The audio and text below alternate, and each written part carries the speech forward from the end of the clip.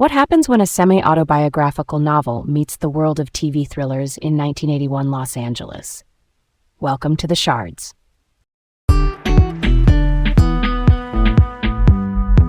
Hey everyone, I'm Garrett, feeling curious today. And I'm Leah, really excited about this topic. Welcome to Laid Back Learning with Leah and Garrett. Today, we're diving into The Shards, a television series adapted from Bret Easton Ellis's novel and brought to the screen by Ellis himself, alongside Ryan Murphy. Quick story to set the mood. In college, I picked up Ellis's work, and it kind of cracked open my brain about how a story can be both true feeling and slippery at the same time. Semi-autobiographical means drawn from real life but dramatized, and it taught me to sit with ambiguity. I remember finishing a chapter, closing the book, and realizing the narrator could be completely honest in emotion while still unreliable in the facts. That tension got me hooked on narratives where memory is a character all its own. Let's set the scene. The Shards is a teen thriller on FX that also streams on FX on Hulu, meaning it airs on the cable channel and then is available on Hulu under the FX banner. It's created by two big names, Bret Easton Ellis, who wrote the semi-autobiographical novel it's based on, and Ryan Murphy, a producer known for glossy, stylized TV with strong genre vibes. Glossy here means polished visuals and heightened tone, like every shot looks intentionally composed. The story lands in 1981 Los Angeles, and the main character is a 17-year-old version of Ellis himself during senior year at Buckley, which is an elite prep school. So you've got privilege, palm trees, and that early 80s mood, but also a creeping dread. The serial killer element comes from the trawler, a figure whose crimes start echoing through Bret's friend group, and then this enigmatic new student, Robert Mallory, shows up. Is he connected? Is Bret projecting? The show enjoys living in that question mark. Casting-wise, Igby Rigney plays Bret Easton Ellis, anchoring that teenage perspective. Kaya Gerber plays Susan Reynolds, part of the school's social orbit. Homer Jarrett is Robert Mallory, the unsettling newcomer. Hayes Warner plays Debbie, one of the close friends. And Graham Campbell is Tom Wright. Evan Rachel Wood and Wes Bentley show up as Liz and Terry, tied into family dynamics that make the teen drama feel bigger than campus hallways. And for the pulse of the city beyond the school, you get Jordan Roth as Stephen Reinhardt, Owen Painter as Matt Kellner, Daniel Dale as Ryan Vaughn, and Gus Halper as Bruce. They widen the lens to parties, rumor mills, and that buzzing Los Angeles nightlife. So right away, you can feel the show's recipe: intimate teen anxieties set against an urban thriller backdrop. All right, origin story. Back in 2023, development began at HBO. Bret Easton Ellis was writing the adaptation, and he was executive producing with Nick Hall. Quick note: executive producer means the person who has senior authority over creative direction and financing, basically steering the ship and making sure the show stays on plan. Around that time, Luca Guadagnino was set to direct. He's a filmmaker known for visually immersive, character-driven storytelling, which hinted at a potentially elegant cinematic vibe for The Shards. It was an early signal that the adaptation might lean into mood and texture as much as plot. There was also talk in 2023 of Jacob Elordi being in discussions for a role. He's an actor whose casting interest suggested heat around the project even before it was locked. Those pre-greenlight moments often shape how a production imagines its tone and audience.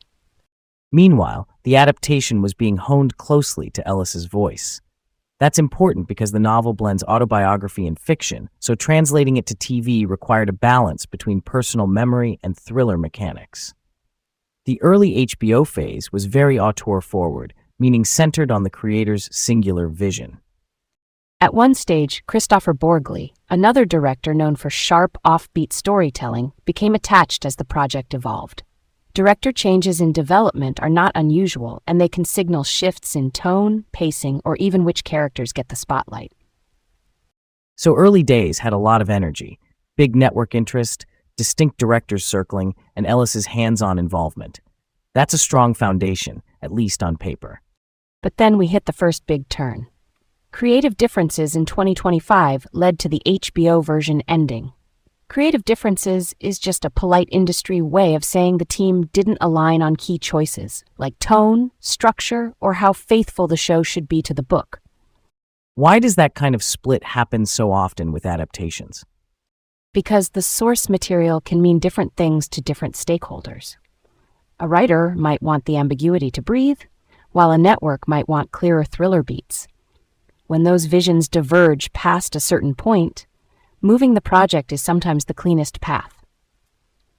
Enter Ryan Murphy in early 2025, reported to be in talks to revive the project at a new network. Murphy is a prolific showrunner with a track record in stylized, serialized dramas. That made FX a natural landing spot, since FX supports distinct, sometimes provocative storytelling while keeping an eye on audience accessibility. By May 2025, FX announced early development, with Max Winkler set to direct. Winkler brought a grounded but stylish sensibility behind the camera, and now the production banner shifted to 20th Television in association with Ryan Murphy Television. That consolidation gave the show a fresh start with aligned leadership. The executive producer list was extensive. Alongside Murphy and Ellis, you had Max Winkler, Nick Hall, Kathleen McCaffrey, Michael Uppendahl, Brian Young, Alexis Martin Woodall, Nina Jacobson, Brad Simpson, Braxton Pope, and Tanasi Popa. A big EP slate like that often means both creative vision and logistics are getting equal attention, which helps after a network move. In July 2025, FX officially greenlit the series. Greenlit means the network gave formal approval to make the show, with budgets and schedules. Casting locked in fast: Igby Rigney as Bret Easton Ellis, Homer Jarre as the mysterious Robert Mallory, and Graham Campbell as Tom Wright. That clarified the triangle at the story's core. August 2025 brought Hayes Warner as Debbie, who, fun twist, later also contributes to the original music for the show. That kind of crossover, acting and songwriting, can give a series a distinct sound that matches the character perspective from the inside out. Then in October 2025, Wes Bentley joined as Terry, and Evan Rachel Wood came aboard in a recurring role as Liz. Jordan Roth also joined in a recurring capacity. These additions deepen the adult and community layers around the teens, which is key in a serial killer narrative because the fear doesn't stay confined to the lunch table. Principal photography started in November 2025.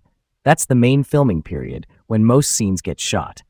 The schedule felt dialed in, using sets and locations to sell 1981 Los Angeles without overextending the calendar. Brad Simpson, one of the executive producers, said in March 2026 they were aiming for a summer air date, which matched the timeline. And Owen Painter's casting was reported in April 2026, rounding out the ensemble as post-production got underway. Filming wrapped in March 2026. Then, in July 2026, came the music reveal. Troye Sivan, a pop artist with a flair for moody hooks, teamed with Leland, his longtime collaborator, plus producer Oscar Goras and Hayes Warner from the cast.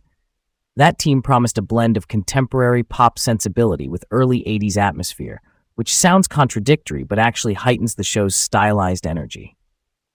The premiere landed in August 2026 on FX and FX on Hulu. FX on Hulu is that distribution setup where FX programs stream on Hulu, often the next day, so viewers could catch up quickly. That dual presence can expand the audience beyond cable-only households. Reception-wise, it sparked a lot of conversation. Rotten Tomatoes showed 53% positive out of 38 critic reviews, with an average rating of 6.4 out of 10. The critics' consensus suggested style over substance, describing the show as leaning into obtuse style with only mildly entertaining substance. Obtuse here just means not super clear or direct in its storytelling choices.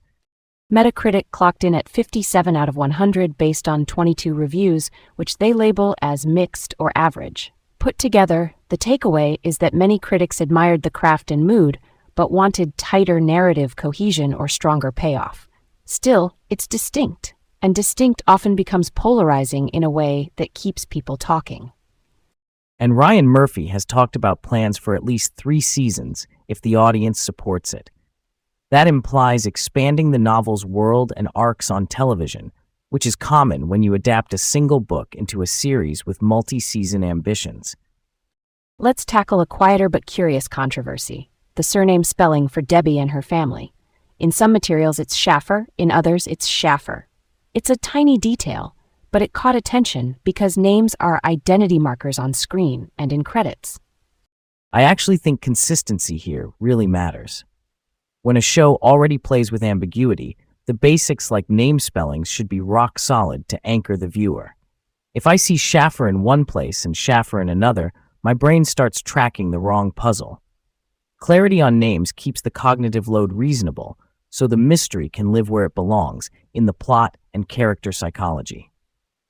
I hear you, and real talk, I like my credits clean too.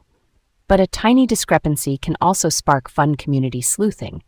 Fans will dig through press notes, freeze-frame credits, and talk about which version is canon, meaning the official truth inside the story's universe. That kind of engagement, even over a surname, can deepen the relationship with the world of the show. Why would that happen in the first place, though? Pre-release materials often come from different teams and drafts. A script might use one spelling, a casting announcement another. Until the final on-screen credits are locked, those details can drift. It's not ideal, but it's common, and the premiere credits usually settle the matter. Fair. For me, once the official credits confirm the spelling, the conversation should move on, so the audience can focus on the trawler mystery and the dynamics inside Brett's circle. That's where the emotional investment pays off. And until then, a little debate keeps the lights on in the fandom. As long as it stays friendly, I'm into it. It's like a low-stakes riddle that sits alongside the high-stakes thriller. Big picture pop culture angle.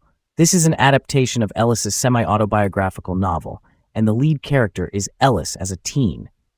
That self-referential setup adds a metafiction layer, meaning the story reflects on itself, blurring memory and invention. Plus, bringing in Troye Sivan and Leland on original music with Oscar Gores and Hayes Warner ties the show into contemporary pop while still vibing with the 80s setting.